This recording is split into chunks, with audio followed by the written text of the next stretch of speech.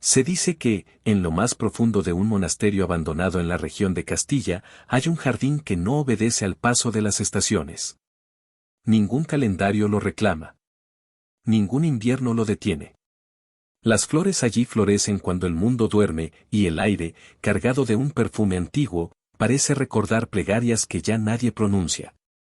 El viajero que lo descubrió llegó por azar, siguiendo un sendero que había desaparecido de los mapas hace siglos. En los archivos del Museo de Burgos aún se conserva su nombre, Fray Mateo del Aljarafe, monje benedictino y cartógrafo del siglo XVII, conocido por su obsesión con los lugares donde el tiempo parecía desobedecer al mundo. En sus notas, rescatadas de un códice cubierto de hongos, escribió: encontré un jardín que no respira el aire del presente. Bajo el peso del silencio, el viajero empuja la puerta del claustro. Los muros, cubiertos de yedra, dejan entrever fragmentos de frescos medievales. Una campana rota cuelga sobre el arco, y el sonido del viento la hace vibrar con una frecuencia que parece un suspiro del pasado. El suelo está tapizado de hojas y musgo, y entre ese tapiz de verdor duerme un mosaico, piedras de mármol y lapislázuli dispuestas en espirales perfectas. No muestran el ciclo conocido de primavera, verano, otoño e invierno, sino un patrón que gira hacia adentro, como si las estaciones regresaran sobre sí mismas, infinitas. Arqueólogos que visitaron el lugar a comienzos del siglo XX, entre ellos, Eduardo Saavedra, discípulo de Chulten, el estudioso de Numancia, concluyeron que el diseño no era cristiano. Las proporciones recordaban a los calendarios agrícolas de los iberos, y ciertos símbolos coincidían con inscripciones romanas sobre los solsticios. Sin embargo, en los bordes del mosaico aparecían también motivos mozárabes, estrellas de 8 puntas, lunas crecientes, figuras geométricas que evocaban los relojes astronómicos de Toledo. Era como si cada cultura hubiera dejado allí un rastro, un intento de fijar la respiración del tiempo en piedra. Se dice que los monjes que habitaron ese lugar creían que el alma humana seguía su propio calendario, un ciclo de florecimiento y silencio, de pérdida y retorno. Por eso, cada año, cuando el mundo dormía bajo la nieve, descendían al jardín con lámparas de aceite. Rezaban entre los rosales helados y escribían, en tablillas de cera, los nombres de quienes habían partido, para que los recordara la primavera siguiente. En los archivos de Simancas, una carta sin destinatario habla de un hortus perpetuus, un jardín perpetuo donde las flores respondían al movimiento de las estrellas, no al clima. El viajero, con el corazón suspendido entre duda y asombro, se arrodilla junto al mosaico. Al tocarlo, el aire cambia. El viento se detiene, y en el reflejo del agua del estanque cercano parece ver constelaciones moviéndose bajo la superficie. Quizá, piensa, aquel jardín fue construido como un espejo celeste. Las flores, cada una de un color preciso, marcaban los pasos del firmamento, el lirio por Sirio, la dalia por Marte, la flor blanca del almendro por la luna. La botánica medieval lo llamaba astrum vivens, la flor que respiraba con el cielo. Los anillos de piedra muestran, además, un símbolo repetido, la espiral. No la espiral del caos, sino la del retorno. En muchas culturas antiguas, desde los druidas celtas hasta los filósofos pitagóricos, la espiral era la forma del alma en movimiento, un camino que nunca termina, sino que profundiza. Algunos estudiosos, como la doctora Elena Ruiz de la Torre, han sugerido que este monasterio fue erigido sobre un santuario romano dedicado a Saturno, dios del tiempo detenido, del oro y la cosecha eterna. Si eso fuera cierto, el jardín no solo sería un remanente espiritual, sino también una capa arqueológica donde siglos de fe se superponen como sedimentos. Bajo las raíces de un ciprés caído, el viajero encuentra una pequeña losa cubierta de signos. La piedra ha resistido siglos de humedad, y el grabado aún se distingue, una luna y una frase en latín, tempus expirat. El tiempo respira. El sonido de esa frase parece llenar el aire. Quizá fue una oración. Quizá una advertencia. Porque en ese instante el viajero siente que los pétalos se mueven, que cada flor gira levemente hacia un punto invisible del cielo. Como si obedecieran a una constelación que ya no existe. El aire huele a miel y a hierro. Los insectos callan. Solo se escucha el leve tintinear del agua. Más tarde, en sus notas, escribirá que el jardín tenía su propio pulso, una frecuencia que solo podía oírse cuando el corazón del visitante se aquietaba. No era un lugar para descubrir, anotó, sino para recordar. Cuando vuelve a abrir los ojos, la noche ha caído. La luna se refleja en los rostros de piedra, y por un instante, los párpados parecen temblar. El viajero no siente miedo, sino una quietud infinita. Se levanta y desciende lentamente por el sendero. A sus espaldas, el valle se ilumina con una pálida fosforescencia. Las estatuas, inmóviles, siguen durmiendo bajo el cielo, respirando con el mundo. It sabe que algunas noches, cuando el viento sopla desde el norte, las figuras emiten un sonido leve, como un coro que canta sin voz. Nadie ha podido grabarlo. Quizá no sea un sonido para los oídos, sino para la memoria. El viajero, antes de marcharse, toca la última figura del camino, una mujer de rostro sereno, con una lágrima de piedra que le recorre la mejilla. Bajo su mano, la superficie está tibia. Siente un pulso débil, como un corazón que aún late. Entonces comprende. El valle no es un cementerio. Es un sueño que aún no ha terminado. Y mientras el amanecer comienza a clarear en el horizonte, el viajero se detiene y susurra al viento. Duerman, guardianes. El tiempo aún nos recuerda. La bruma vuelve a cubrir el valle, y la puerta de las estatuas dormidas se cierra suavemente detrás de él. El silencio respira. Y el mundo sigue soñando. En el extremo más septentrional de Islandia, donde el viento parece tallar la tierra y el cielo se curva sobre mares de obsidiana, hay una ruina que no figura en ningún mapa moderno. La llaman la Catedral de las Estrellas Caídas. No hay muros en pie, ni torre visible, ni cruz que señale su fe. Solo un círculo de columnas desmoronadas que, aún rotas, conservan una alineación precisa con los senderos de las constelaciones. It sabe que fue construida por monjes de la Orden de los Vigías del Norte, hacia el siglo XIII, sobre los restos de un santuario pagano dedicado al fuego celeste. Los manuscritos islandeses del Codex Flateyjarbók la mencionan solo una vez, en una línea apenas legible, allí donde las estrellas descendieron y fueron piedra, los hombres oyeron el canto del firmamento. El viajero llega al anochecer. El aire es una mezcla de sal y frío, y el horizonte parece arder en silencio bajo el último resplandor polar. La tierra se abre en una hondonada, y allí, entre líquenes grises y hierba quemada por la escarcha, asoman los restos del templo. Columnas de basalto retorcido, vitrificadas como si hubieran conocido el fuego. Algunas conservan grabados en forma de círculos concéntricos, otras, runas tan gastadas que parecen respiraciones detenidas. El viajero enciende su lámpara. La llama se alza breve, temblando con el viento, y proyecta sombras largas sobre la piedra. Entre las ruinas, descubre un altar fragmentado. En su superficie, una hendidura perfecta, redonda, como la huella de algo que cayó del cielo. Alrededor, marcas finas, casi imperceptibles, parecen describir trayectorias, órbitas, movimientos del firmamento. Años después, cuando el monasterio fue parcialmente restaurado por el Instituto de Patrimonio Español, se descubrió algo más.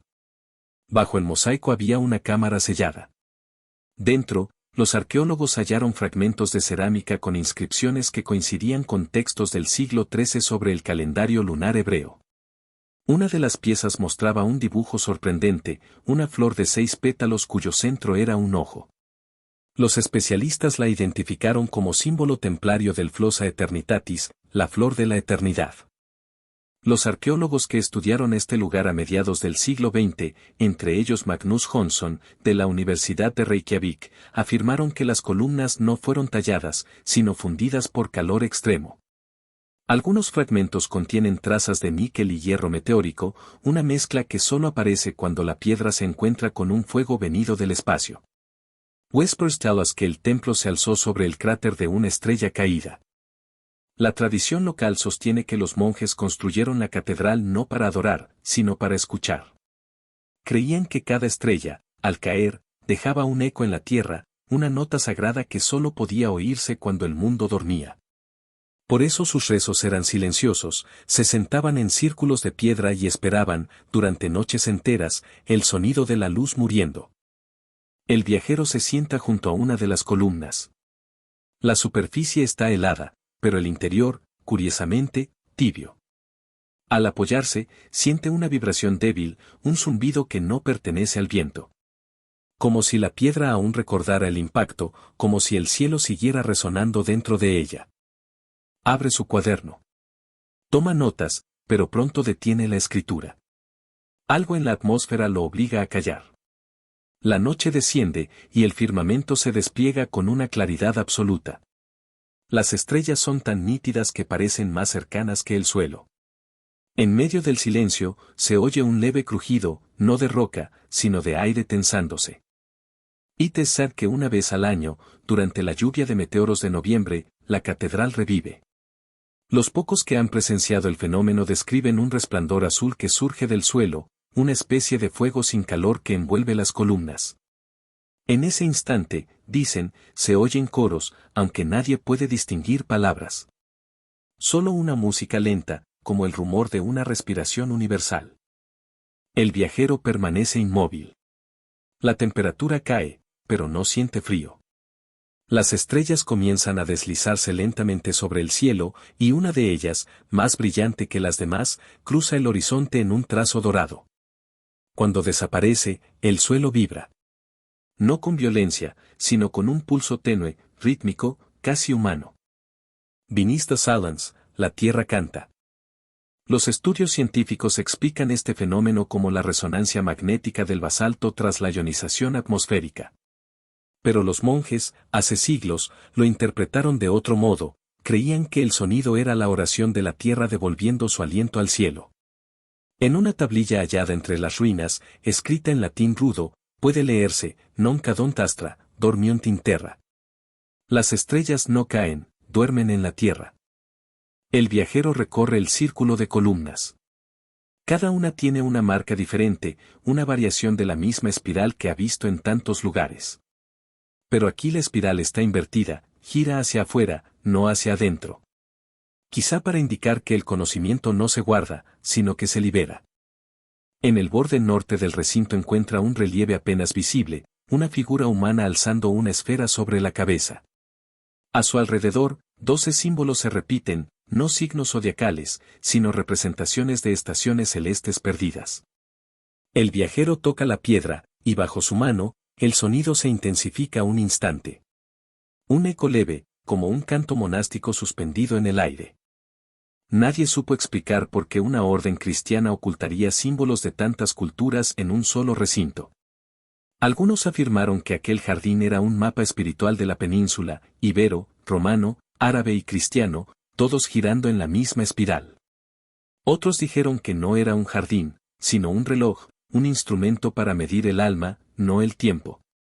Vespers tell us que los últimos guardianes de la catedral se marcharon cuando el cielo dejó de hablarles. Dejaron sus campanas colgadas en la bóveda, donde el viento, siglos después, aún produce notas dispersas. En excavaciones recientes, se halló una de esas campanas fundida en la roca, bronce mezclado con meteorito. Como si el cielo y la tierra hubiesen sido fundidos juntos en una sola oración. El viajero se detiene frente al altar. El agujero central emite un resplandor apenas visible, un tono metálico de luz. No es fuego, ni reflejo, ni truco. Es algo más leve, el rastro de una memoria que se niega a apagarse. El viajero se inclina y susurra. ¿Qué escuchaban? El aire responde con un temblor. Ninguna voz, ninguna palabra. Solo un rumor bajo, continuo, como un órgano de piedra que respira. Eresad que las estrellas nunca mueren, solo cambian de cuerpo. Algunas se convierten en montañas, otras en hombres que sueñan. Quizá, piensa el viajero, nosotros mismos somos fragmentos de una constelación que cayó hace tanto que ya olvidó su nombre. Cierra el cuaderno. Mira el cielo.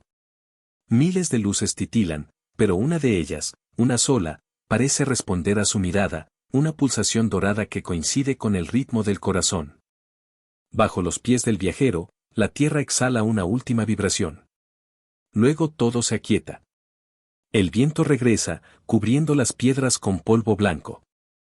La catedral de las estrellas caídas vuelve a su sueño. Y mientras el viajero se aleja, siente que algo lo acompaña, una melodía sin origen, un eco que no pertenece al mundo, sino al recuerdo del cielo. Quizá, cuando dormimos, esa sea la voz que nos llama desde lo alto. El canto de las estrellas que aún sueñan dentro de la piedra.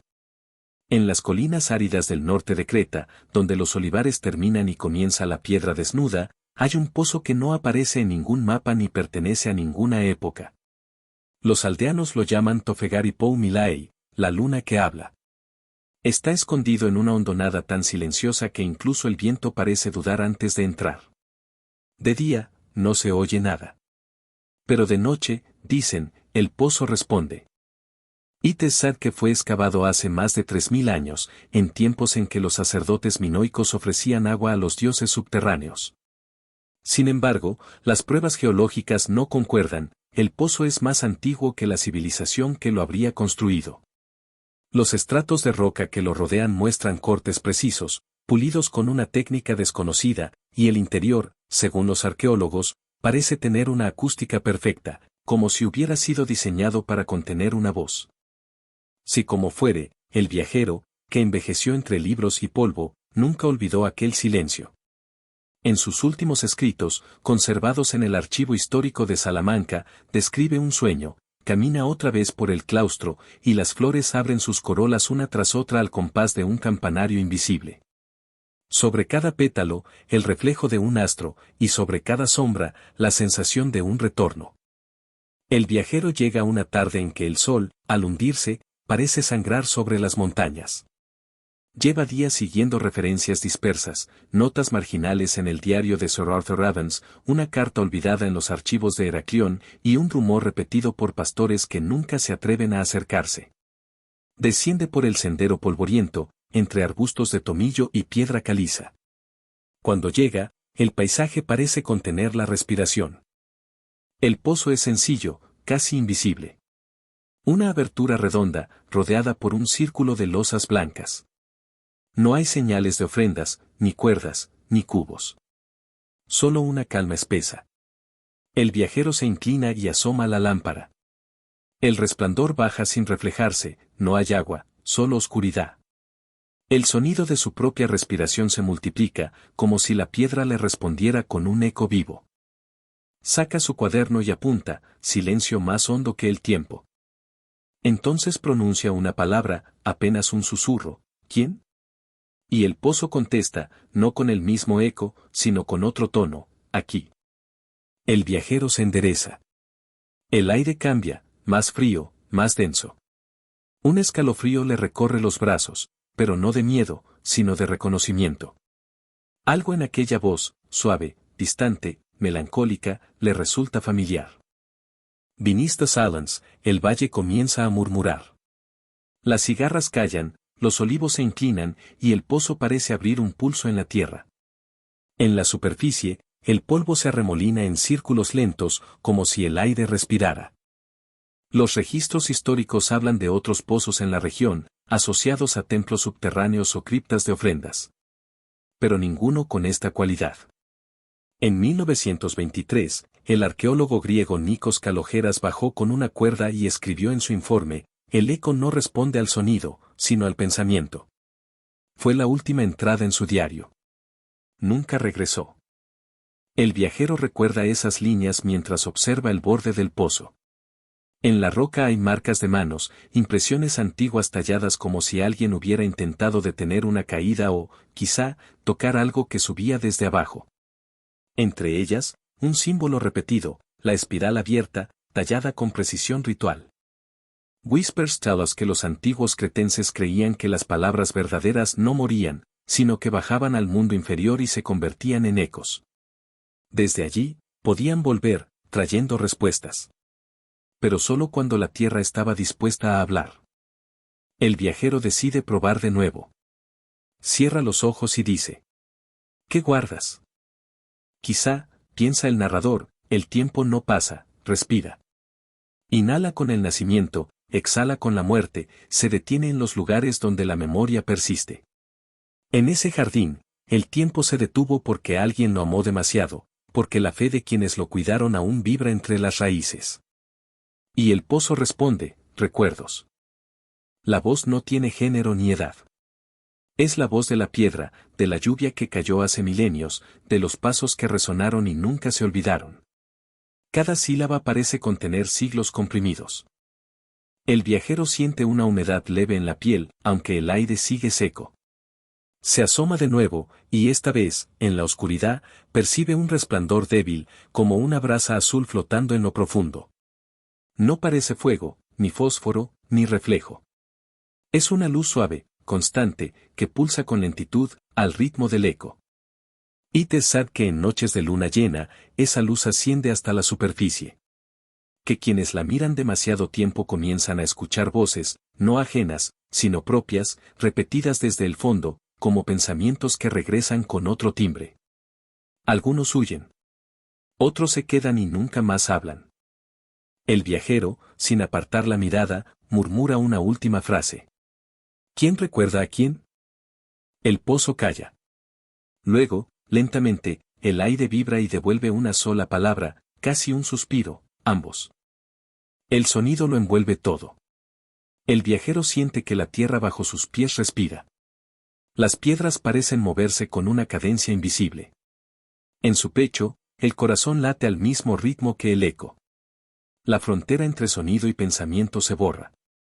Abre su cuaderno y escribe sin mirar, el eco no repite. Reconoce. Los científicos modernos hablan de resonancias geométricas, de cámaras naturales que amplifican frecuencias humanas. Pero ningún cálculo explica por qué las palabras cambian, por qué las voces se vuelven conscientes. El viajero entiende que este pozo no es una obra de ingeniería, sino un órgano vivo, una garganta de piedra que une el pasado con el presente. Beneath the silence, el viento comienza a soplar, lento, circular. El polvo gira alrededor del pozo como un halo. El viajero se aleja despacio, pero el eco continúa, siguiendo sus pasos, cada vez más tenue, hasta confundirse con el sonido del mar lejano. El viajero cierra la puerta de hierro y mira hacia el horizonte. La tarde se vuelve azul profundo, y la luna, apenas nacida, se refleja en el estanque como un sello de plata. El aire es tibio, y el sonido de las hojas parece un susurro que dice, nada se pierde cuando algo recuerda. Cuando el sol se levanta, el valle vuelve a su quietud. Nadie diría que allí hay algo más que una sombra redonda sobre la tierra. Pero quienes pasan cerca en la madrugada aseguran oír, muy lejos, una voz que repite los nombres de los que alguna vez escucharon. It is sad que el eco del mundo duerme allí, esperando que alguien vuelva a preguntar. Y quizás, cuando lo haga, el pozo no responderá con palabras, sino con lo único que realmente tiene sentido en la eternidad. El silencio que recuerda. El viajero ya no lleva lámpara. La ha dejado encendida en algún lugar entre la piedra y la memoria, allí donde la oscuridad aprendió a ser suave. Ha caminado por jardines que florecen fuera del tiempo, por templos sumergidos en sal, por bibliotecas que respiran, por montañas que sueñan con fuego, por estatuas que duermen, por catedrales que escuchan el cielo, por pozos que responden al pensamiento. Y ahora, al final del camino, no hay ruinas ni arena. Solo un valle de silencio que parece infinito. It is sad que quien recorre los lugares donde la historia se disuelve, acaba encontrando no el pasado, sino su propio eco. El viento sopla como si quisiera pronunciar algo. Lleva consigo los murmullos de todos los sitios visitados, el perfume imposible del jardín, el murmullo salado del templo bajo el mar, el aliento tibio del manuscrito vivo, el resplandor del fuego en la piedra, los susurros subterráneos de la biblioteca, el sueño mineral de los guardianes, el coro lejano de las estrellas caídas, el pulso del pozo que recordaba. Todo vuelve, no como recuerdo, sino como respiración compartida. El viajero se sienta en la hierba. La tierra está tibia. Las nubes, lentas, se abren dejando pasar una luz que no parece de este día. Cierra los ojos. Ve una espiral, el mismo que encontró en mosaicos, en columnas, en tablillas, en la piel misma del tiempo. Comprende, al fin, que no era un símbolo repetido por casualidad, sino el mapa de un movimiento universal, la forma en que el universo recuerda. Beneath the silence, el mundo respira. Cada piedra, cada sombra, cada hoja repite un nombre que nadie pronuncia. Es el nombre de aquello que nunca muere, la memoria. No la de los libros, ni la de los hombres, sino la memoria que duerme en la materia, esperando ser oída. El viajero abre el cuaderno. Las páginas están manchadas de polvo, de sal, de humedad. Algunas palabras se han borrado, otras parecen escritas por otra mano. Lee una frase que no recuerda haber escrito. El tiempo no pasa. Se repiten voces que cambian de forma. Levanta la vista. En la distancia, el horizonte parece temblar, como si respirara. Y entiende, los lugares que visitó no eran sitios distintos, sino reflejos de una misma raíz. Un jardín puede ser un templo. Una piedra, un libro. Una catedral, un eco. Todo, en su centro, es memoria que se sueña a sí misma. It is sad que, cuando el mundo olvida, el silencio empieza a cantar. Así termina el relato, suspendido en la frontera entre historia y sueño. Quizá el jardín sigue allí, floreciendo en su propio compás, ajeno al ruido de los siglos. Quizá su secreto no era dominar el tiempo, sino escucharlo. La tarde se disuelve en oro. El viajero deja su cuaderno sobre la hierba. El viento pasa sobre él, mueve las páginas, y cada hoja suena como un latido. Quizás nadie lo encuentre. O quizás alguien, siglos después, leerá esas notas y sentirá, sin saber por qué, que el aire le responde. El viajero se pone de pie. Mira el cielo, donde una sola estrella comienza a brillar antes del resto. Es la misma que lo guió desde el principio, aunque su luz haya cambiado 1000 veces de forma. La sigue con la mirada, y por primera vez, comprende que nunca buscaba ruinas, buscaba esa voz. La que no se oye, pero que está en todas partes. Cierra los ojos. Respira. El viento se detiene. El mundo calla. Y en ese instante de silencio perfecto, todo parece recordarlo. Quizás no haya fin. Solo una espiral que vuelve a empezar. Algunas historias no se apagan cuando termina la voz. Siguen resonando en la piedra, en la sal, en el aire, en nosotros. Y así, mientras la noche desciende como un manto sobre la tierra, el viajero se disuelve en el horizonte, llevando consigo el eco del mundo, ese que nunca duerme, ese que aún susurra, en cada rincón del tiempo asterisco. Recuerda. Porque, bajo la hiedra, entre los muros que respiran polvo y oración, aún se oye el pulso del mundo, lento, circular, eterno, recordándonos que incluso el tiempo, a veces, necesita descansar. Se dice que, en las costas volcánicas del Cabo de Gata, donde las rocas negras se levantan como columnas gastadas por el mar y las salinas respiran un brillo pálido al atardecer, duerme un templo bajo la piel del agua. Algunos pescadores aún lo señalan con un gesto leve, como si temieran despertar algo antiguo, marcan un triángulo entre el faro, una cala escondida de arenas oscuras y un arrecife que canta cuando sube la marea. Whispers tell us que, en noches en calma, la superficie se vuelve un espejo fino y, bajo él, se insinúa una escalinata que no conduce a la orilla, sino hacia el corazón del océano. El viajero llega en una tarde de viento tibio, con la sal pegada a los labios y el murmullo de las salinas a su espalda. Bajo sus botas, la piedra basáltica conserva el calor del día, en los recodos, el agua queda prisionera en charcos redondos donde el cielo flota como una moneda de luz. It is said que un monje cartógrafo del siglo XVIII anotó, en un cuaderno perdido, la existencia de gradas antiguas visibles solo cuando la luna decrece y el mar respira hondo. Algunos creen que aquel monje se inspiró en relatos todavía más viejos, cartas de marinos fenicios que rondaban estas costas en busca de anclas seguras, o informes romanos sobre factorías de salazón en la Bética, donde las ánforas se apilaban junto a hornos apagados y mosaicos con motivos de peces.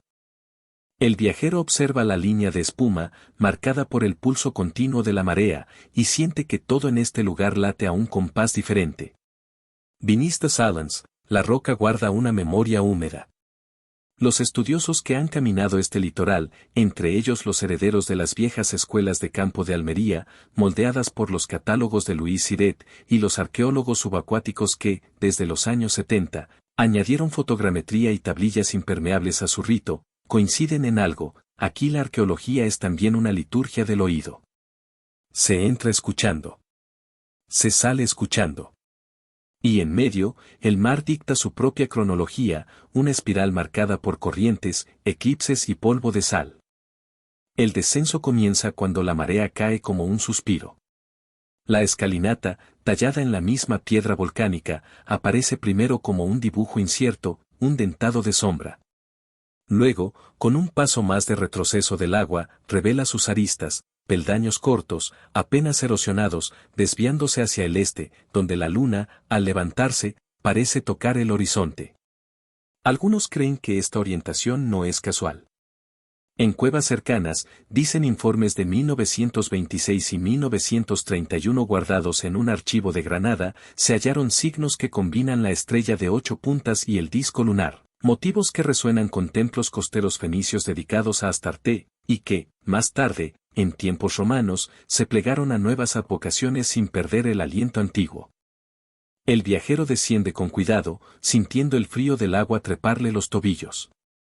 El aire huele a hierro, a alga seca, a algo similar al pan tostado que a veces exuda la lava cuando la golpea el sol. Lleva una lámpara protegida por cristal grueso, y con ella tantea el perfil de la escalinata. En la tercera grada, encuentra la primera huella material, un fragmento de cerámica de borde fino, oscuro, con un labio apenas evertido. La palpa, la vuelve hacia la luz, podría ser tardorromana, quizá un borde de ánfora, tresel 2-4, como las que transportaban vino o salsas fermentadas. O podría ser una imitación local, una vasija nacida de manos que aprendieron mirando. Donde la cerámica se quiebra, la sal forma cristales que brillan como pequeñas constelaciones. Mark Badamoon, el hallazgo no quiere decir nada concluyente, y sin embargo dice, hubo manos aquí. La escalinata gira en un tramo breve. El viajero llega a una plataforma semisumergida donde el agua, aún transparente, revela contornos mayores. Bajo el vitral móvil del mar, se dibuja un rectángulo de piedras trabajadas, ajustadas sin mortero, que forman el umbral de una estancia. No hay techo, o si lo hubo, el tiempo lo devolvió a la espuma, pero en las aristas del rectángulo se adivinan cajeados, pequeñas oquedades que quizá alojaron vigas. Sobre una esquina, una losa triangular descansa como una lengua callada. El viajero limpia su superficie con la mano. Aparece entonces un grabado sencillo, una palmera estilizada junto a un disco, y bajo ambos, 3 trazos paralelos, como olas. La palmera y el disco solar, símbolos que la iconografía fenicia repite en sellos y esbotos, aparecen aquí sin dogma, como un gesto íntimo dibujado contra la eternidad. Whispers tell us que, en Sancti Petri, hacia Cádiz, hubo un santuario muy antiguo donde se invocó a Melart, y que aún hoy, en el rumor de ciertas mareas, puede escucharse un campanilleo que nadie sabe de dónde viene. Algunos sitúan esta estancia en esa misma corriente de devociones marinas, trasladada y reinventada al sur oriental. Otros, más prudentes, prefieren hablar de espacios rituales costeros, sin adjudicar nombres de dioses que el agua difumina. Si cual fuere la etiqueta, lo que el viajero percibe es el latido compartido, la voluntad de fijar en piedra una gratitud a la costa, un pacto con la travesía y el regreso. En un segundo registro, donde el oleaje deshace los contornos, la lámpara arranca brillos bajos, fragmentos metálicos sin forma neta, quizá bronce, quizá solo sombras. El viajero recoge uno, es delgado y curvo, con pátina verde. En laboratorio, dirían, sería necesario un cepillo suave, una lupa, un gramo de paciencia para ver si acaso fue parte de una fíbola, de una pequeña placa votiva, de un broche que aferró un manto junto a la orilla antes de un juramento. Pero aquí, bajo el viento de sal, cada objeto habla en el idioma del silencio. Beneath the silence, la conjetura se vuelve una plegaria, que lo que no sabemos nos mire con dulzura. La estancia se prolonga hacia una segunda, más estrecha, donde el suelo desciende con un pendiente de apenas unos grados.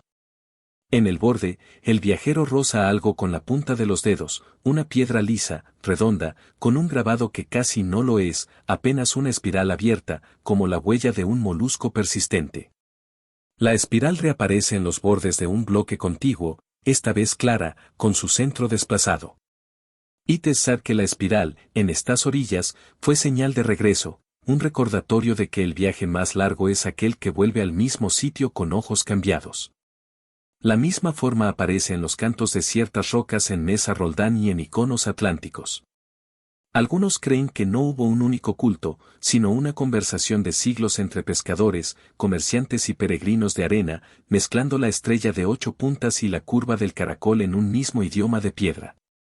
Las corrientes cambian. El agua sube un palmo, baja otro. El viajero se sienta en el umbral y deja que el mar le toque las rodillas. Donde memory fades, el cuerpo aprende a recordar sin nombrar.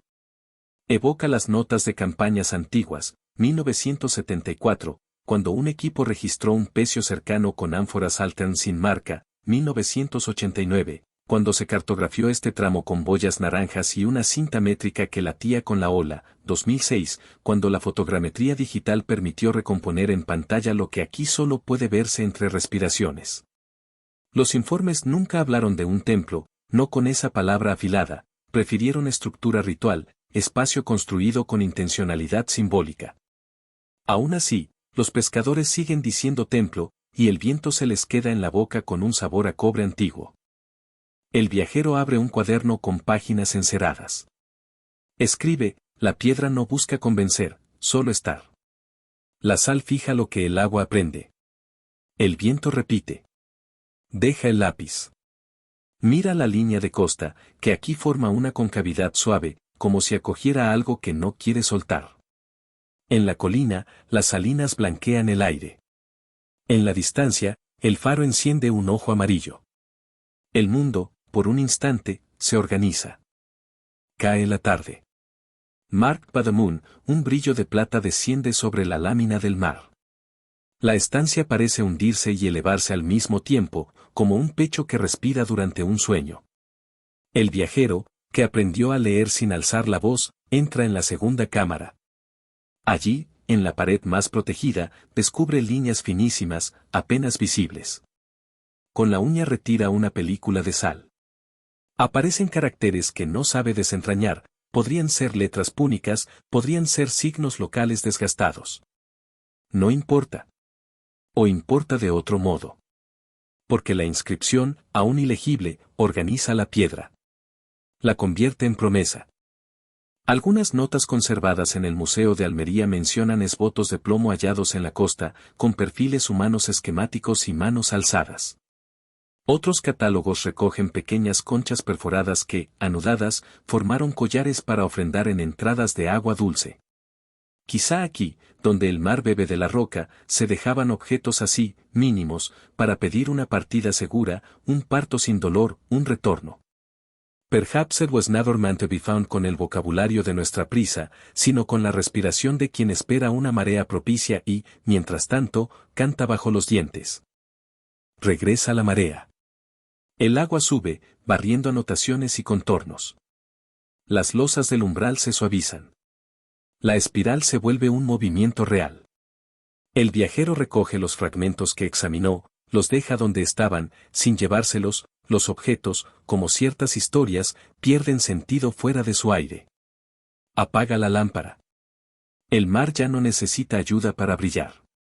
El viento de sal, esa mano antigua, le peina el cabello con una ternura árida. Sal por la escalinata con pasos lentos. En la cuarta grada, vuelve a mirar. Durante un segundo, ese segundo que la mente toma como fotografía y el alma como juramento, cree ver debajo una luz inmóvil, como si una lámpara aún ardiera, pequeña, al fondo.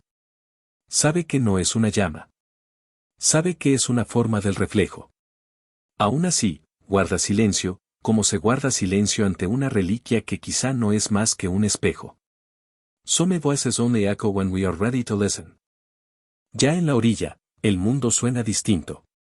El rumor de las salinas es un rosario leve. Las gaviotas dibujan paréntesis sobre el cielo. Los montículos de sal, velados, parecen tumbas blancas de una ciudad que duerme de pie. El viajero se sienta en una piedra y deja que la humedad le atraviese la tela. Piensa en Siret dibujando láminas con pulso de cirujano, en los buzos antiguos, con cascos de cobre, repitiendo gestos como letanías, en las manos anónimas que tallaron la primera grada y, al terminar, apoyaron la frente en la sombra para oír si el mar aceptaba. Se dice que cada mar contiene su propio linaje de templos, algunos de piedra, otros de luz, otros de pura intención. Este, bajo el viento de sal, pertenece a los que se sostienen en la frontera, lo justo para ser visto cuando la luna baja, lo suficiente para desaparecer cuando el sol decide contar otra historia. Bajo las capas de tiempo, mozárabe, romano, fenicio, local, hay una unidad que no entiende de palabras, una gratitud sobre la que se edifican muelles, oraciones y despedidas. El viajero cierra el cuaderno. No escribe templo. No escribe santuario. Escribe lugar. Después añade, respira. La noche, como una manta de tinta, cubre la costa. Las salinas apagan su resplandor. El faro deja de ser ojo y se convierte en pulso. El mar, satisfecho, vuelve a tenderse. Donde todo comenzó, en la arista de una piedra negra, queda una película blanca de sal, una firma que no firma nada y, sin embargo, lo confirma todo. Quizá fue un templo. Quizá fue solo una forma de escuchar el agua. Perhaps it was never meant to be found con la soberbia de un mapa, sino con la humildad de una marea que llega y se retira. Beneath the silence, quedan las líneas, los peldaños, las marcas en espiral, el disco y la palmera, las tres olas como tres respiraciones. Y sobre todo, queda un rumor que, a quien vuelve, le dice sin voz, recuerda donde aprendiste a mirar. El viajero se levanta. Mira el horizonte. Donde el cielo besa el mar, una banda de plata tiembla. Camina hacia las salinas, dejando huellas que la brisa, pronto, borrará. Sabiduría antigua en las manos vacías, sal en las pestañas. Y un pensamiento que no concluye, algunas cosas no buscan respuesta, piden un silencio compartido. Donde memory fades, el sueño comienza. Y el templo, bajo el viento de sal, vuelve a cerrarse, igual que un ojo que protege una visión. En lo alto de un monasterio olvidado del valle de Sil, donde la niebla parece nacer del río y los muros se disuelven en ella como recuerdos húmedos, se custodia un manuscrito que nunca fue del todo humano. No reposa en vitrina ni estantería, duerme sobre un atril de roble, cubierto por una tela fina que parece respirar. Quienes lo han visto dicen que el pergamino exhala una leve neblina cuando se le acerca una llama, como si las palabras mismas tuvieran pulmones. It is said que este códice fue copiado en el siglo XIII por monjes benedictinos que habían sobrevivido al incendio del Scriptorium de San Martín de Castañeda. Llevaban consigo fragmentos de textos médicos árabes y tratados de astronomía traducidos por judíos toledanos. Pero en aquel monasterio del norte, aislado por montañas y ríos, transformaron su labor en algo más, un intento de escribir el ritmo del alma. El resultado fue este libro que no envejece igual que los demás. Su título, grabado con tinta que aún brilla bajo la luz de la luna, dice, Liber Spiritus et Lumen, el libro del aliento y la luz. Los códices contemporáneos solían iniciar con genealogías o himnos, pero este empieza con una frase que no pertenece a ninguna liturgia conocida, cada palabra es un respiro que regresa. Cuando el viajero entra en la sala donde se conserva, lo primero que percibe no es el olor a papel antiguo, sino a cera derretida y aire frío. Las ventanas apuntan al este, hacia la sierra, y dejan entrar un rayo pálido que cae justo sobre el libro. La voz del guía, un anciano que habla poco, rompe el silencio con suavidad, algunos creen que está vivo. El viajero sonríe, pero el anciano no. Explica que cada vez que el libro se abre, una página se vuelve distinta, las letras cambian su tono, como si respiraran distinto cada día. En los años 70, un paleógrafo de la Universidad de Salamanca fotografió el códice para analizarlo. Al revelar las imágenes, descubrió que las letras no coincidían con las transcripciones hechas 20 años antes. El patrón era idéntico, pero la forma de la tinta, sus sombras y líneas, variaba, como si alguien hubiera copiado el mismo texto con una mano diferente. El viajero se acerca. El pergamino está tibio, como si hubiera absorbido la temperatura del cuerpo humano. Las letras son diminutas, escritas con tinta de hollín mezclada con aceites minerales. Entre líneas, se distinguen pequeñas notas en griego y árabe, traducciones cruzadas, correcciones, suspiros del tiempo. En una esquina, un símbolo de 8 rayos, la estrella de los alquimistas, parece encerrar el secreto de su respiración. Arqueológicamente, el libro pertenece a un periodo de transición entre el saber monástico y el humanismo primitivo. Se han hallado referencias a él en catálogos de monasterios gallegos y en los inventarios de bibliotecas que se dispersaron durante las guerras napoleónicas. Pero su estilo de caligrafía, una mezcla de minúscula visigótica y trazos cúficos, no encaja en ningún taller conocido. Algunos especialistas sugieren que no fue escrito por una sola mano, sino por generaciones de copistas que lo consideraron un acto ritual. Cada trazo era una oración, cada letra, un latido.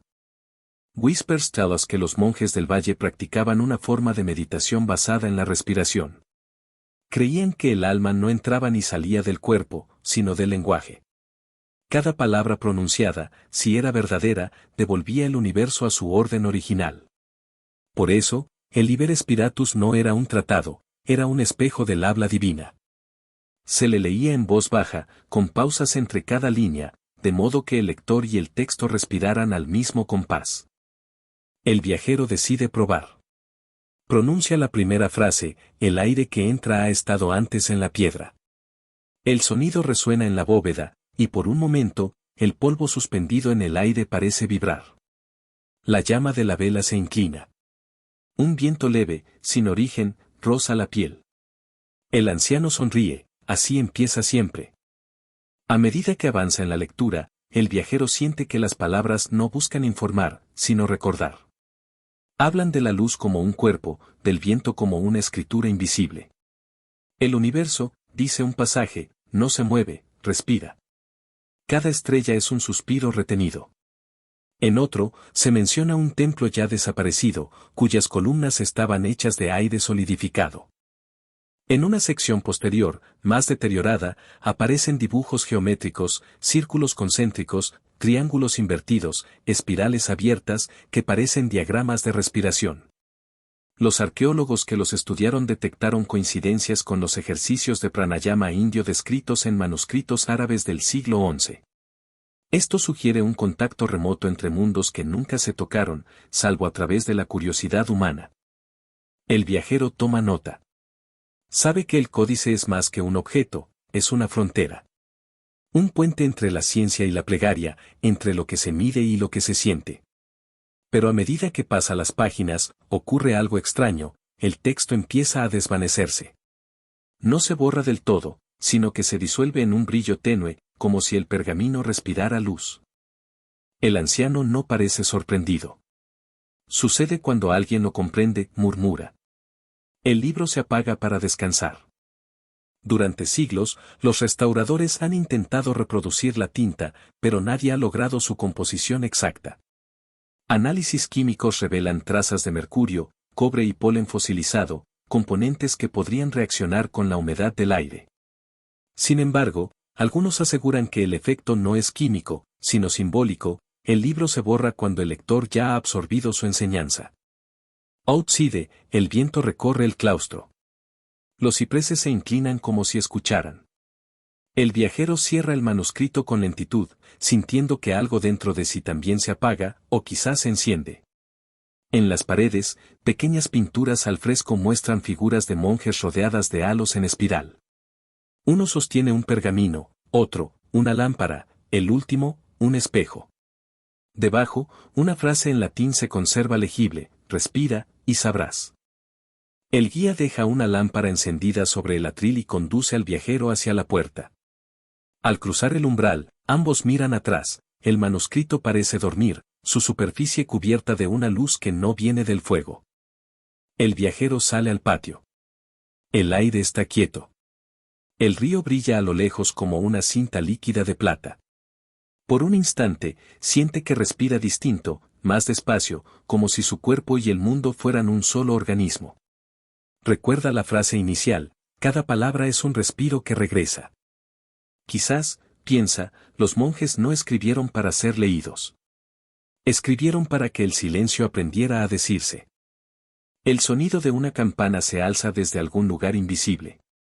Es grave, antigua, y cada eco parece demorar un poco más que el anterior. El viajero cierra los ojos y escucha. No hay certeza, solo un ritmo. La piedra respira. El aire vibra. Y en ese espacio suspendido, entre lo visible y lo que calla, el tiempo vuelve a ser un aliento compartido. Cuando abre los ojos, el monasterio parece más claro, como si una luz interior lo hubiera lavado todo. El guía ya no está. Solo queda el murmullo del viento cruzando los arcos. El viajero se aleja sin mirar atrás. Lleva la sensación de haber leído algo que no estaba en las páginas, algo que lo seguirá respirando incluso cuando duerma. Y mientras el valle se cubre de sombra, una sola línea de pensamiento queda flotando, como el último respiro de un mundo antiguo. Quizás la historia no se escribe con tinta, sino con la forma en que el alma aprende a respirar la luz.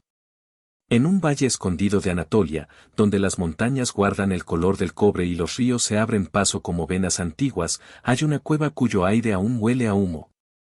Los pastores que cruzan la zona la llaman la garganta del trueno, porque en su interior se escucha un rumor que nunca cesa, un murmullo profundo, como si la tierra recordara haber ardido alguna vez. It is said que, siglos atrás, un grupo de arqueólogos turcos y franceses excavó en esas grutas buscando rastros del Neolítico. Hallaron restos de cerámica, puntas de obsidiana y figuras humanas grabadas en la roca. Pero entre todos los hallazgos, uno desconcertó a los expertos, una piedra negra, pulida como un espejo, con vetas de rojo apagado que parecían moverse cuando la luz las rozaba. La llamaron el corazón del monte.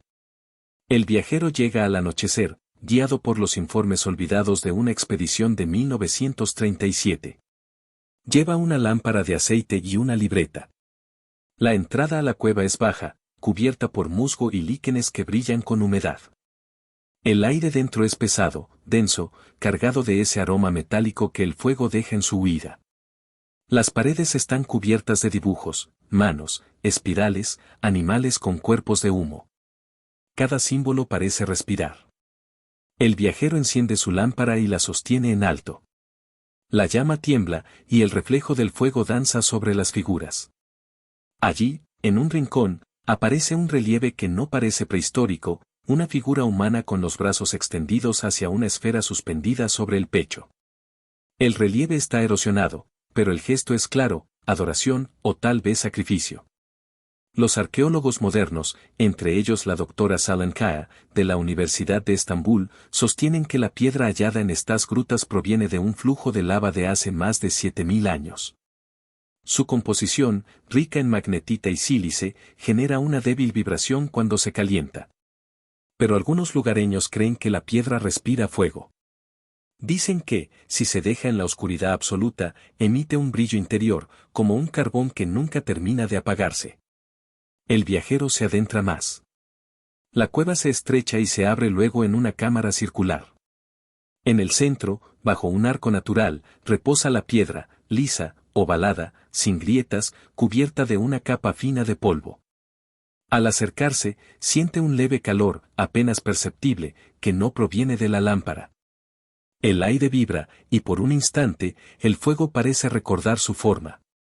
Whispers tell us que los antiguos que habitaron esta región, quizá los herederos de Catalhoyuk o los primeros sacerdotes de la montaña Hassan, creían que el fuego no era un elemento, sino una inteligencia. Que lo que ardía no destruía, sino que recordaba. En los restos de cerámica hallados en los alrededores, aparecen marcas repetidas, círculos concéntricos, llamas estilizadas, estrellas de 6 puntas hechas con la uña.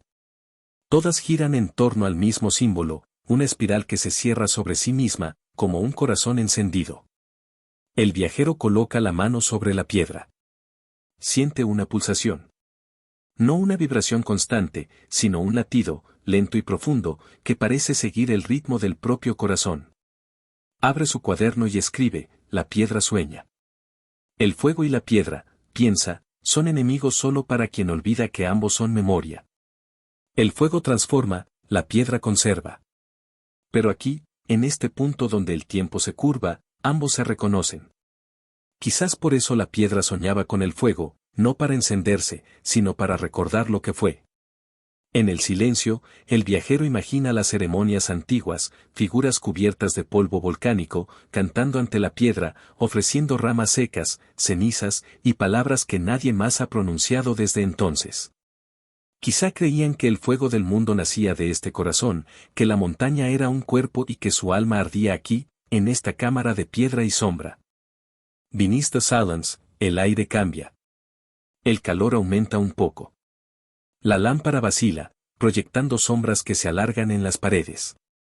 En una grieta, el viajero descubre trazos rojos, pintura o sangre antigua, formando una espiral abierta. La toca, y la superficie se desprende en polvo, pero el color persiste. Los estudios modernos afirman que los pigmentos usados en estas pinturas contienen hematita, óxido de hierro, y restos de carbón vegetal. Elementos de fuego petrificado. El viajero sonríe, incluso la ciencia, en su lenguaje exacto, admite que aquí el fuego no murió. Se arrodilla frente a la piedra. Apoya la lámpara en el suelo y cierra los ojos. El calor crece, envolvente, como una respiración que lo llama. En su mente, el sonido del fuego se confunde con el latido del mundo. En esa oscuridad cálida, la línea entre historia y mito se disuelve. It is said que, en tiempos remotos, cuando la tierra era joven, el fuego hablaba. No con palabras, sino con formas, encendía montañas, abría mares, y dejaba su rastro en el corazón de las piedras. Y que, al enfriarse, esas piedras soñaban con su voz.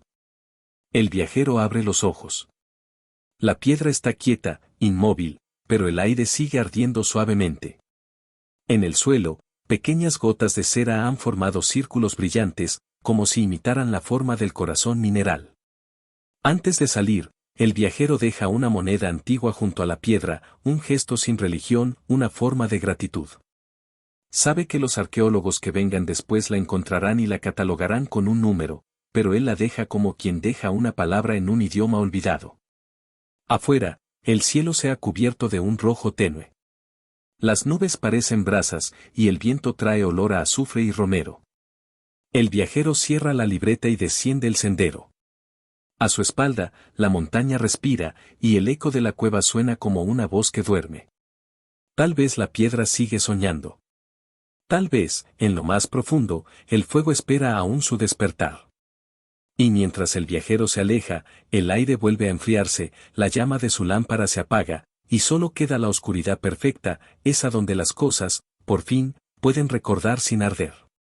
En algún lugar bajo las arenas del desierto de Egipto, entre las ruinas desmoronadas de un monasterio copto y el eco de templos mucho más antiguos, hay una puerta que no figura en los mapas. Se abre hacia abajo, no hacia el horizonte, y su borde está marcado por signos que parecen letras, aunque no pertenecen a ningún alfabeto conocido. Se dice que tras esa puerta hay un laberinto de piedra, una biblioteca que respira. El viajero llega guiado por rumores recogidos en archivos polvorientos del Museo de El Cairo, notas de 1889, cuando el arqueólogo Etienne de Champs y su asistente Nubio descubrieron una bóveda sellada cerca de los restos del monasterio de San Bisoy, en el oasis de Fayún. En su informe escribieron, se escuchan voces tras la pared, aunque no hay viento. La entrada fue cubierta de nuevo por orden del gobernador otomano, y el lugar se perdió entre las dunas. Hoy, más de un siglo después, el viajero sigue esas pistas. El aire es seco, y el cielo, un espejo quemado. El sol cae sobre los montículos de arena que ocultan el pasado como velos de oro. Cada paso suena hueco, como si el desierto guardara un secreto justo bajo su piel. Finalmente, una piedra se distingue entre el polvo, un dintel cubierto de glifos apenas visibles, un arco de arenisca que conserva un aliento frío. En su base, una abertura rectangular desciende hacia la penumbra. El viajero enciende una lámpara. La llama se curva, como si una brisa interior respirara desde abajo. Los primeros escalones conducen a una galería excavada en la roca. Las paredes están cubiertas de inscripciones, pero no con tinta ni pintura, sino con arena comprimida. Son letras formadas por el propio polvo, como si la piedra hubiera aprendido a escribir.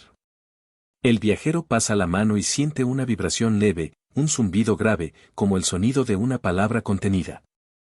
It is said que la Biblioteca de los Susurros fue fundada por una orden monástica desaparecida, los llamados custodios del silencio, que creían que el conocimiento más sagrado no debía leerse, sino oírse. Según un fragmento copto hallado en 1902 en Hermópolis, copiaron miles de textos sobre piedra y luego los cubrieron con capas de polvo ritual. Cada palabra, decían, quedaba viva debajo, resonando en una frecuencia que solo podía escucharse cuando el corazón del lector latía al mismo ritmo que la tierra. El viajero avanza. Los pasillos son estrechos, cubiertos por una fina niebla de arena suspendida. A cada paso, las partículas parecen susurrar algo, no un idioma, sino un rumor, un eco del pensamiento. En una cámara lateral, la lámpara ilumina filas de tablillas de piedra apiladas. No tienen títulos, solo pequeñas hendiduras, marcas de lectura. Entre ellas, el viajero distingue un símbolo familiar, una espiral abierta, la misma que vio en manuscritos sobre templos de Alejandría. Se sienta en el suelo y escucha. La piedra, tibia por el calor de la lámpara, emite un murmullo apenas audible. Palabras que se confunden con la respiración. Algunas son reconocibles: lux, memoria, origo. Otras son puro viento. Quizá el sonido del tiempo cuando se vuelve voz. Los arqueólogos del siglo XX que intentaron excavar aquí nunca publicaron sus resultados. Los informes desaparecieron. Pero una carta personal, firmada por Dr. Joseph L. Hakim en 1935, menciona algo que ninguna teoría pudo explicar: bajo la tercera galería, las piedras responden. El viajero prueba. Susurra: ¿quién guardó este silencio? El eco responde: no igual, no idéntico, quien aún escucha. Por un instante, el corazón del viajero se detiene. La lámpara parpadea, y una corriente de aire tibio se desliza entre las piedras. En la penumbra, se distingue algo más profundo, un arco tallado con precisión matemática, flanqueado por figuras aladas que extienden sus manos hacia un círculo vacío. El viajero se aproxima. Dentro del círculo, grabado en bajorrelieve, hay un mapa. Pero no un mapa de tierra, son constelaciones. Cada estrella está unida por líneas rectas que forman símbolos similares a letras. Una inscripción debajo dice: las estrellas también hablan, pero en piedra. Whispers tell us que esta biblioteca fue construida siguiendo la alineación de la Vía Láctea durante el reinado de los faraones ptolemaicos. Cada galería apuntaba hacia una región del cielo. Los monjes creían que la sabiduría humana era un reflejo de la celeste, y que las palabras, si se pronunciaban en el tono adecuado, podían abrir portales de comprensión entre ambos mundos. El viajero mira hacia arriba. La bóveda está cubierta de pequeños agujeros, antiguos respiraderos o estrellas petrificadas.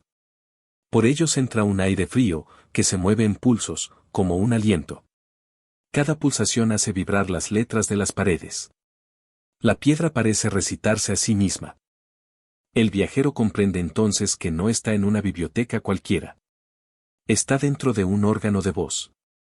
Todo el laberinto, las galerías, las columnas, los grabados, está diseñado como una caja de resonancia. El conocimiento aquí no se lee, se oye. Saca un cuaderno y anota, pero pronto se detiene. Las palabras escritas parecen inútiles ante lo que el oído percibe. En cambio, cierra los ojos y escucha. Detrás de los murmullos individuales, distingue un patrón, como un coro que respira a un mismo ritmo, una plegaria hecha de ecos. Durante siglos, el desierto ha cubierto esta cámara. Las tormentas han sellado sus entradas, las civilizaciones han pasado, los nombres se han borrado. Pero las voces siguen. Eres sad que las piedras conservan lo que aman. El viajero se levanta y apaga su lámpara. La oscuridad se llena de sonidos, como un océano lento. Entre ellos, un murmullo destaca, más claro, más cercano. Dice algo en un idioma imposible, pero el viajero lo entiende: no leas, recuerda. Sao despacio por el pasadizo. Al volver a la superficie, el sol ya ha comenzado a morir sobre el horizonte.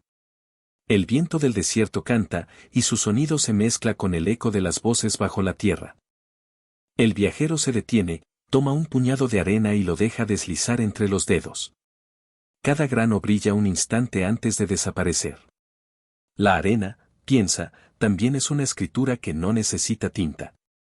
Bajo sus pies, en la profundidad, la biblioteca sigue respirando. Nadie la ve. Nadie la toca. Pero cuando cae la noche y el viento sopla desde el este, algunos aseguran escuchar susurros entre las dunas. Quizá no sean fantasmas. Quizá solo sea el conocimiento esperando que alguien vuelva a escuchar. Y así, el viajero se aleja mientras el último resplandor del día tiñe el horizonte de cobre. El silencio vuelve a su orden natural, pero en ese silencio, algo queda vibrando. Algunas voces no mueren. Solo cambian de piedra. En una hondonada olvidada de Armenia, donde los montes parecen plegarse sobre sí mismos como si quisieran ocultar un secreto, se levanta un valle silencioso. No aparece en los mapas turísticos ni en los registros arqueológicos recientes. Los lugareños lo llaman el Valle del Sueño de Piedra. Allí, entre musgo, líquenes y neblinas bajas, se alinean centenares de estatuas, hombres, mujeres, criaturas que parecen de otro mundo, todas con los ojos cerrados. Itesad que fueron esculpidas antes de la historia, cuando aún no existían templos ni reinos. Algunas miden más de 3 metros, otras apenas alcanzan la altura de un niño. Todas comparten una misma serenidad, rostros inclinados, manos sobre el pecho, labios sellados como si guardaran un voto. Nadie sabe quién las hizo ni por qué. El viajero llega al amanecer. La bruma lo envuelve como un velo húmedo, y el silencio es tan profundo que puede escuchar el roce de su propia respiración. A cada paso, la hierba cede con un crujido apagado. Las estatuas emergen del suelo como si hubiesen crecido allí, nacidas de la piedra. El aire tiene un olor mineral, casi dulce, y cada superficie está cubierta de líquenes que dibujan mapas invisibles. Entre los pocos documentos que mencionan este lugar, hay un informe perdido del etnógrafo ruso Alexei Petrov fechado en 1894. En él, Petrov describe un campo de figuras ciclópeas descubierto tras un corrimiento de tierra, y anota que las esculturas parecían formar un círculo astronómico, alineado con la salida de ciertas estrellas en el solsticio de verano. Añade una frase en su diario personal: no son estatuas, son testigos dormidos. El viajero se detiene frente a la primera figura. Es un anciano tallado en basalto, su barba es un río de piedra que llega hasta el pecho. Sus ojos, cerrados, parecen moverse bajo los párpados. Una grieta recorre su frente, y de ella brota musgo nuevo, como si la estatua aún respirara. Beneath the silence, el viento cambia. Un sonido leve, una nota grave, casi imperceptible, vibra en el aire. El viajero da un paso atrás y comprende que el sonido no viene del viento, sino del suelo. Como si el valle tuviera voz. Los arqueólogos modernos que estudiaron brevemente el sitio en los años 70 dataron las figuras en torno al segundo milenio antes de Cristo, aunque algunos fragmentos de obsidiana hallados bajo las bases son mucho más antiguos. Las técnicas de talla, según análisis de microabrasión, combinan métodos de piedra pulida con huellas de herramientas metálicas primitivas, algo imposible para la cronología oficial. Whispers tell us que estas estatuas no representan dioses, sino guardianes. Según leyendas recogidas por los pueblos yezidíes de la región, hubo un tiempo en que los hombres no morían, se dormían de pie y soñaban siglos. El sueño, decían, era una forma de permanecer. Cuando la tierra temblaba o el cielo cambiaba, algunos despertaban y volvían a enseñar a los vivos el lenguaje del equilibrio. El viajero recorre el valle. A cada curva, las figuras parecen observarlo sin abrir los ojos. Algunas están caídas, partidas en dos, otras conservan una perfección imposible, con pliegues de ropa tallados con precisión de respiración. Hay animales también, un caballo dormido, un lobo que parece exhalar, un ave petrificada con las alas semiabiertas. Todos miran hacia el mismo punto, una colina oscura que se levanta al centro del valle. La ascensión es lenta. En la cima, el viajero encuentra una losa redonda cubierta de inscripciones. El texto no pertenece a ningún alfabeto conocido, pero su disposición, en círculos concéntricos que giran hacia un centro vacío, recuerda las tablillas sumerias dedicadas a los dioses de la noche. En el centro de la losa, una espiral grabada se interrumpe bruscamente, como si esperara continuar. El viajero coloca la palma sobre ella. La piedra está tibia. Un eco bajo, como un pulso lejano, recorre el suelo. Por un instante, el valle entero parece respirar. Las hojas tiemblan. Las estatuas, inmóviles, parecen inclinarse imperceptiblemente hacia la colina. It sabe que cada estatua marca el sueño de un alma. Que cuando el mundo se apague por última vez, todas despertarán para cantar el último nombre del tiempo. Los monjes armenios del siglo X que habitaban en monasterios cercanos registraron historias de gigantes que no comen ni beben, pero que oyen el canto del firmamento. Algunos creían que bajo el valle había un lago oculto, un espejo de obsidiana donde se reflejaban las estrellas y que los escultores, al tallar, copiaron las formas que vieron en el agua. El viajero recuerda entonces un pasaje leído en una crónica medieval conservada en el monasterio de Tateb: en los días del eclipse, las figuras se iluminan desde dentro. Los científicos atribuyen el fenómeno a la fosforescencia de ciertos líquenes, pero los antiguos lo llamaban la respiración de la piedra. Al caer la tarde, el viajero se sienta entre las estatuas. El aire se enfría, y el valle se tiñe de cobre. Las sombras se alargan hasta tocarse, y por un momento, las figuras parecen un solo cuerpo dormido. En la distancia, un trueno sordo resuena, aunque el cielo está limpio. Quizá, piensa el viajero, no sea un trueno, sino un latido. A su alrededor, el mundo entero parece contener la respiración. Las estatuas permanecen inmóviles, pero algo cambia, el silencio tiene textura, densidad, como si el tiempo se hubiera detenido para escuchar.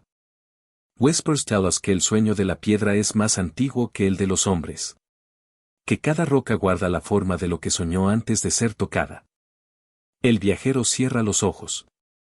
En la oscuridad percibe imágenes que no sabe si vienen de fuera o de dentro, hombres esculpiendo a otros hombres, el polvo flotando sobre un altar, el fuego cayendo del cielo. Una voz, profunda y serena, le susurra algo que no entiende, pero que lo llena de calma: nada muere mientras sueña.